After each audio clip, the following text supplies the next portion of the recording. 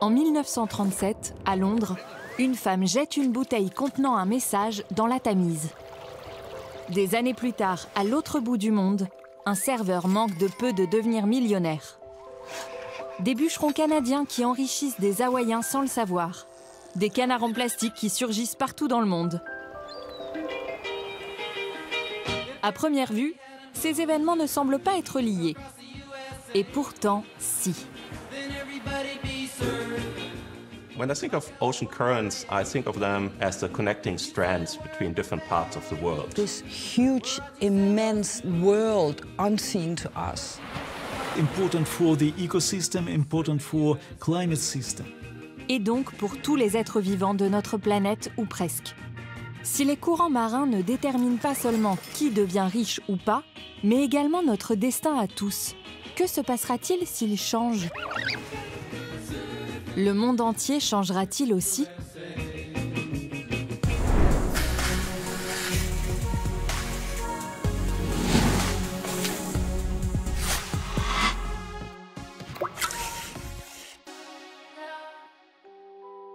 When I was a child, I used to go on summer vacation out to the North Sea. And there we went bathing. And I remember particularly one thing we used to do. We were not very old. So we dug our hands into the sand and lay down. And then we just watch a fixed point on the coast. And then we could feel how we were dragged to the side, even with our hands buried in the sand. We were dragged towards the side. And that was when it was, we really felt the current. Mais les courants marins ne déplacent pas seulement l'eau. Ce sont eux qui ont transporté la bouteille que le serveur Jack Worm aurait trouvée le 16 mars 1949 sur une plage près de San Francisco. À l'intérieur, un papier avec le message suivant. Afin d'éviter toute confusion, je laisse toute ma fortune à l'heureuse personne qui trouvera cette bouteille et à mon avocat, Barry Cohen. Daisy Alexander, 20 juin 1937.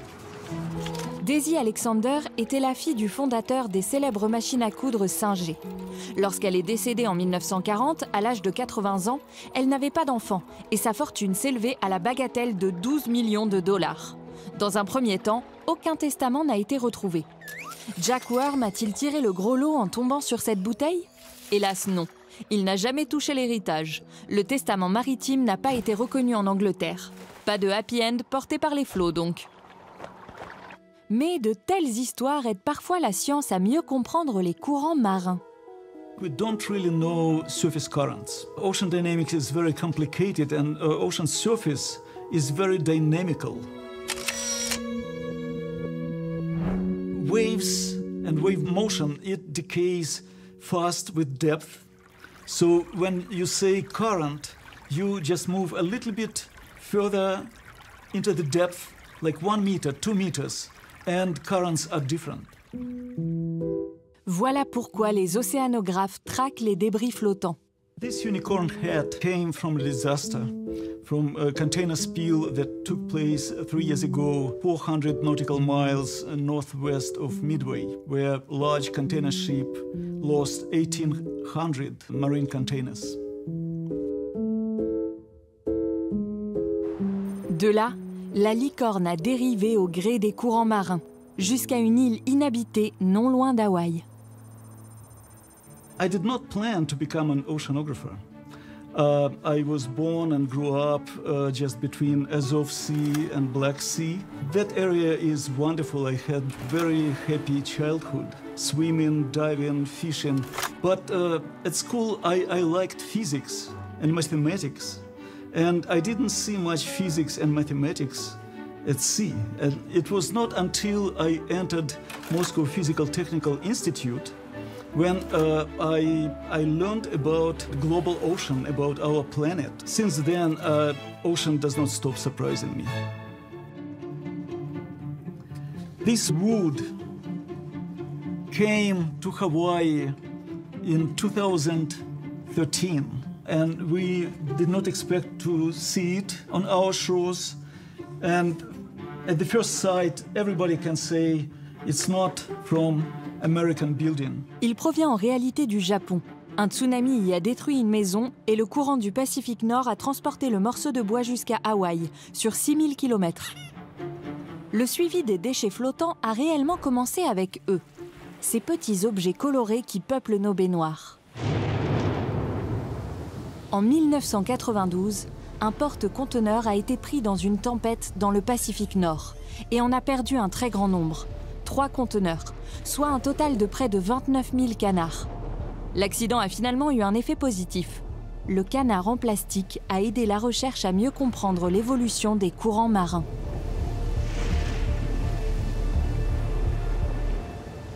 Au bout de 8 mois, les premiers canards se sont échoués en Alaska. Beaucoup ont suivi les courants jusqu'en Australie, en Indonésie et au Chili. Quelques-uns ont même dérivé à travers la banquise de l'océan Arctique. C'est d'ailleurs ainsi que du bois abattu par des bûcherons canadiens est arrivé jusqu'à Hawaï, par la mer, avec les courants, en l'occurrence celui de Californie. Mais les courants ne font pas que transporter des objets insolites, n'est-ce pas? Currents collide on many different scales, and when they collide, they produce vertical, downward or upward movements. And these movements are critical for the ecosystem.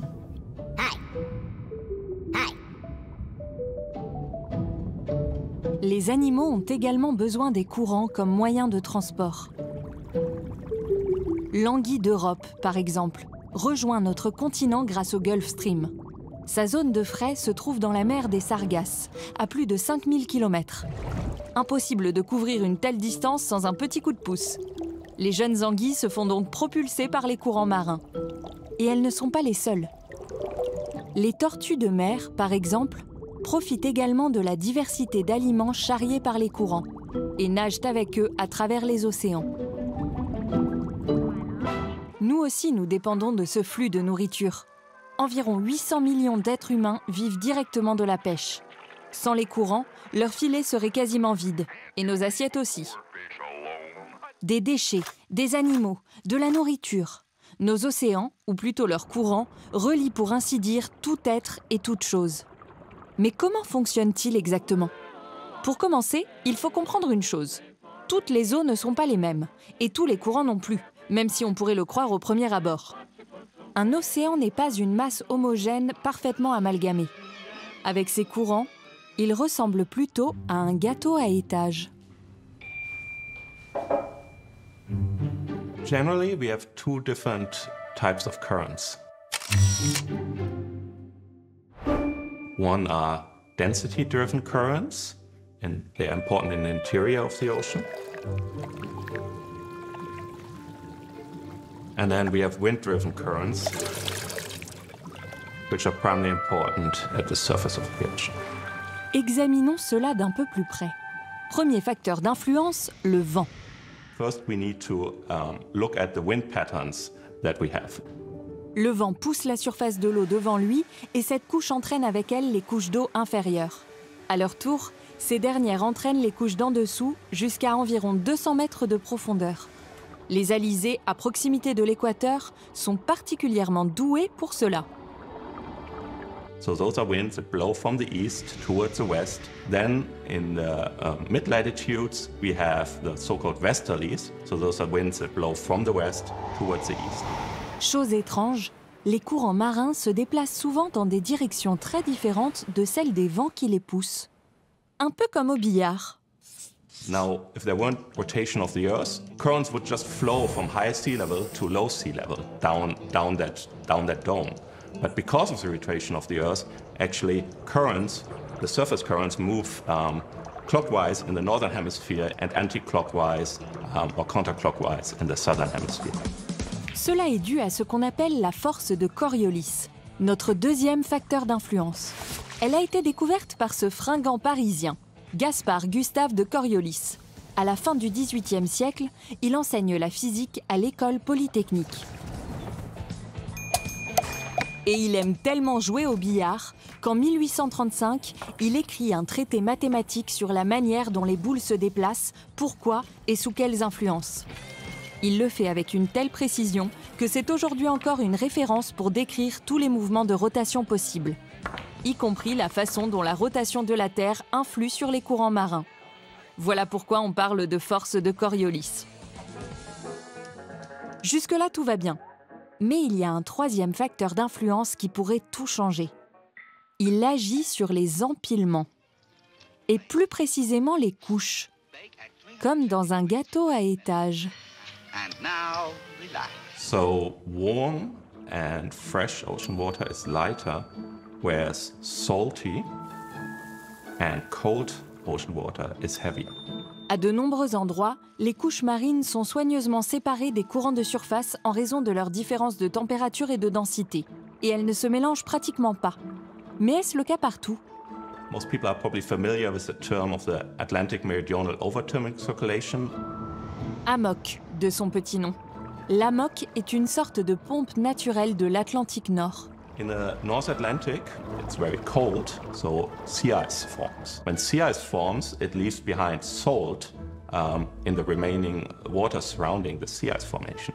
Now, this salty and cold water has a higher density than waters below, so it sinks to the bottom of the ocean and starts the so-called Great Conveyor Belt in the ocean. Une sorte de tapis roulant planétaire qui relie tous les grands courants marins. And this is a very slow current. It takes about 1,000 years to make one round around the Earth, and eventually that water reaches back to the surface.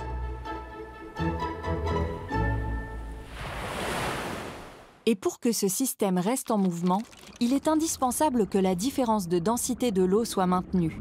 Car tant que l'eau froide et lourde descend, cela crée une aspiration qui entraîne l'eau plus chaude à la surface. Dans l'hémisphère nord, les eaux s'abaissent à plusieurs endroits. C'est le cas dans la mer du Labrador, dans le détroit de Fram et dans le détroit de Danemark. Entre le Groenland et l'Islande, la couche supérieure de l'eau plonge en colonne de 15 km de large vers le fond de l'océan, jusqu'à 4000 mètres de profondeur. Cela représente 17 millions de mètres cubes d'eau par seconde. À éviter pour les amateurs de plongée, donc. Ces cascades sous-marines déversent 15 fois plus d'eau que tous les cours d'eau du monde réunis. Mais pourquoi l'AMOC est-elle si importante pour nous? The AMOC drives the whole transport of warm water from the tropics up to the northern Atlantic Ocean.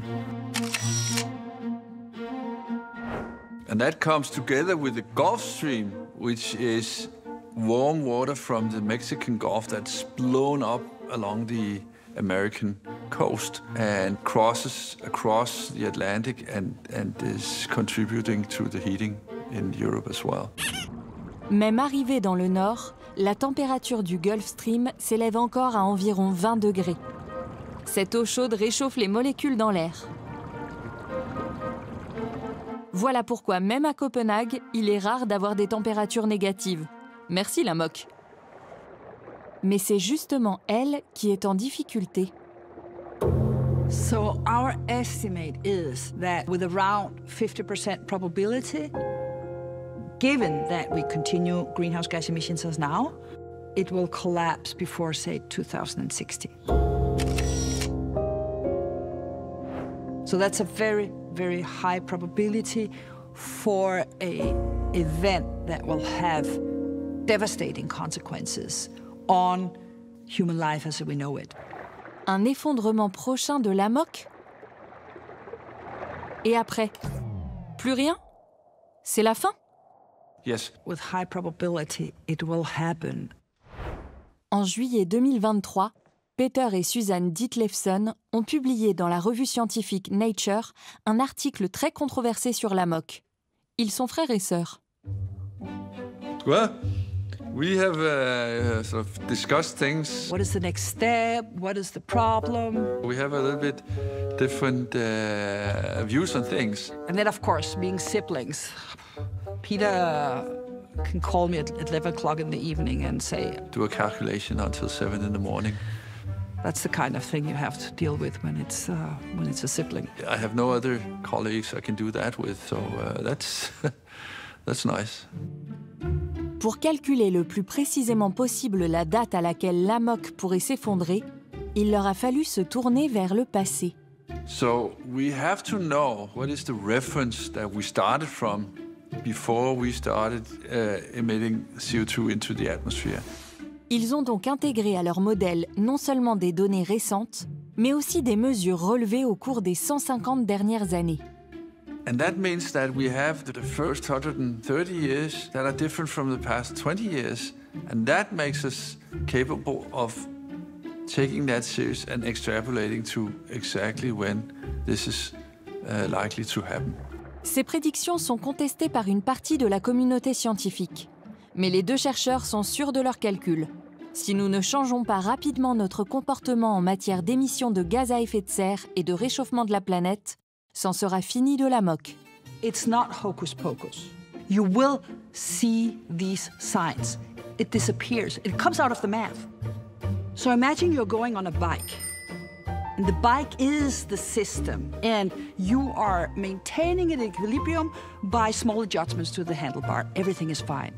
Now imagine that there's a small screw in the back wheel that is getting loose. So the back wheel is getting a little loose. If you look at the bike, you cannot see it. But when you bike it, you can feel that it's getting more and more wobbly. And you have to do larger adjustments to the handlebar in order to maintain it. The variance is increasing. Now imagine that you don't do anything, and the screw continues to loosen, and the bike is getting more and more wobbly. If you do nothing, at some point, the wheel falls off. Au demeurant, il est logique qu'un système s'effondre lorsque les conditions qui lui permettent de fonctionner ne sont plus réunies. And that is exactly what is happening in the mathematics. In the calculations, we can see that this exists, this tipping point. Un point de non-retour? La Terre ne peut-elle pas se régénérer et relancer la moque? When it's shut down, it will take more to get it started than when it's stopped. So that's what we mean when we say this is irreversible. We would have to come back to a situation with much less warming in order for this to start again. So it is crossing a point of no return. Quelles seraient les conséquences pour le continent européen qui bénéficie très largement du Gulf Stream? One analogy is obviously the Western American coast, because there is no overturning circulation in the Pacific. So the American West Coast, Alaska or northern Canada are much colder places than Europe at the same latitude. Les températures hivernales peuvent y atteindre moins 55 degrés. L'Europe exposée au gel permanent, aux tempêtes de neige, voire à une nouvelle ère glaciaire? Mais attendez un peu, on en oublierait presque qu'il fait de plus en plus chaud. Pour mémoire, selon les Nations Unies, la température moyenne mondiale a augmenté de plus de 1,1 degré Celsius entre 1880 et 2020. L'influence de l'être humain a réchauffé le climat comme cela n'avait pas été le cas depuis au moins 2000 ans. L'arrêt de la moque pourrait-il inverser la tendance? Bref, pour être optimiste, cela peut-il compenser la hausse des températures? Peut-être tout cela est-il déjà arrivé? Après tout, les variations climatiques sont nombreuses dans l'histoire de notre Terre. Es gibt viele Situationen in der Vergangenheit, wo wir Evidenzen haben, dass diese Zirkulation sich abgeschwächt hat. Das erste Mal, wo wir sowas sehen, ganz klar, ist vor 1,12 Millionen Jahren. Dans le sud de l'Europe, les températures ont accusé une chute pouvant atteindre jusqu'à 7 degrés, et ce pendant environ 4000 ans, ce que nos ancêtres n'ont pas vraiment apprécié. Das war der Homo erectus, ein relativ primitiver, früher Mensch. Und der hat sich von Georgien weiter ausgebreitet bis nach Spanien und hat sich da offenbar sehr wohl gefühlt im Mittelmeerraum. Bis zu diesem Event vor ungefähr 1,12 Millionen Jahren. Da sieht man dann, dass die Population komplett verschwindet. Mais pourquoi cet arrêt de la circulation de retournement à une époque où les humains n'émettaient pas autant de CO2 que nous aujourd'hui? Comment ce réchauffement s'est-il produit? Et cette situation est-elle comparable à la nôtre?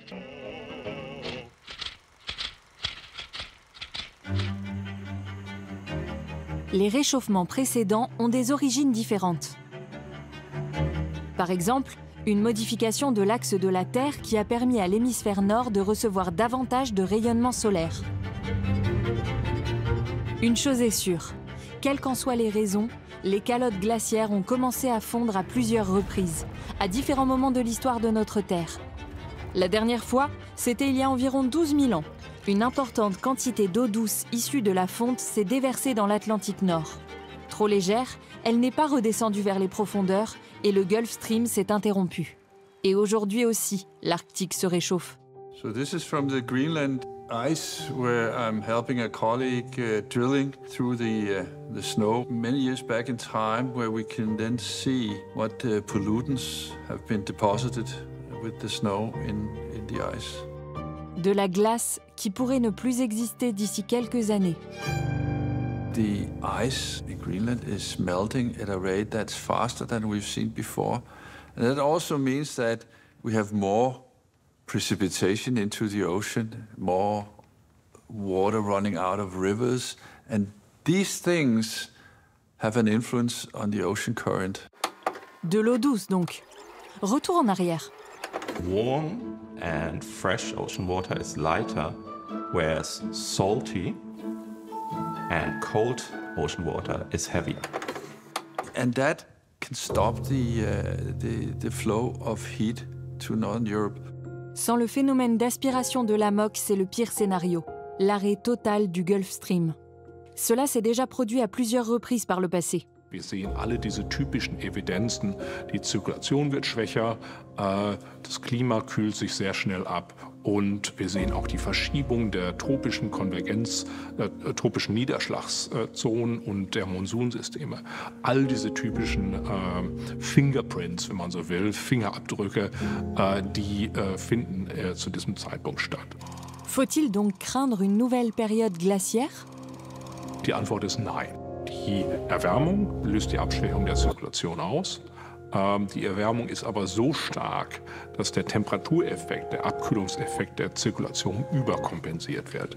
Mais si l'amok ne s'effondre pas, les températures augmenteront et pas qu'un peu. Son arrêt total serait-il souhaitable?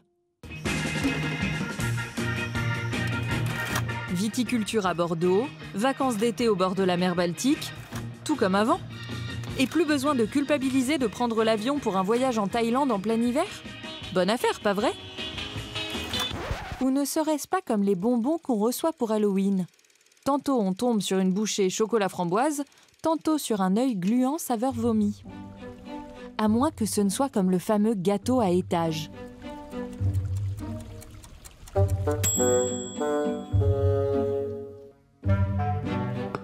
Pas toujours très digeste. Bevor wir zu trinken. Wir haben vorher diskutiert, dass die Zirkulation auch Wärme nach Norden bringt. Wenn sie jetzt auf einmal die Wärme nicht mehr nach Norden bringt, muss die sich ja irgendwo anstauen. Und das passiert hauptsächlich im Südatlantik. Une accumulation de chaleur? Et comment ce phénomène se traduit-il exactement? Im Südatlantik gibt es einen wichtigen Ozeanstrom, der Benguela-Strom. Der bringt auch nährstoffreiches Wasser an die Oberfläche, genau wie der Humboldt-Strom im Pazifik. Und dieser Strom wird sich abschwächen. Das heißt, unheimlich viel Artenvielfalt und Produktivität auf der Ostseite des Südatlantiks könnte verloren gehen. Le tapis roulant planétaire cessera-t-il de fonctionner?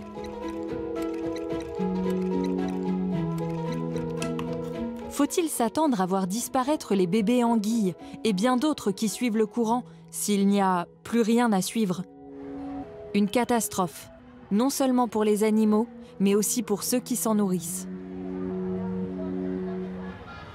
Wenn jetzt die Nordhemisphäre sehr schnell kalt wird und die Südhemisphäre sogar ein bisschen an Wärme gewinnt, dann verschieben sich auch die Hauptregenbänder und das führt zu extremen Niederschlagsunterschieden, die auch ausgelöst werden können.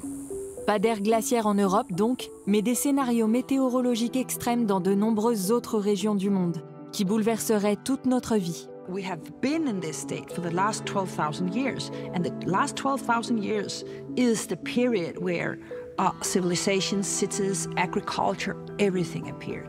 So that means the civilizations as we know them, the way we have organized our lives, depends on this stable climate that we have now. And this is why it will be devastating. Et tout cela à cause des courants marins.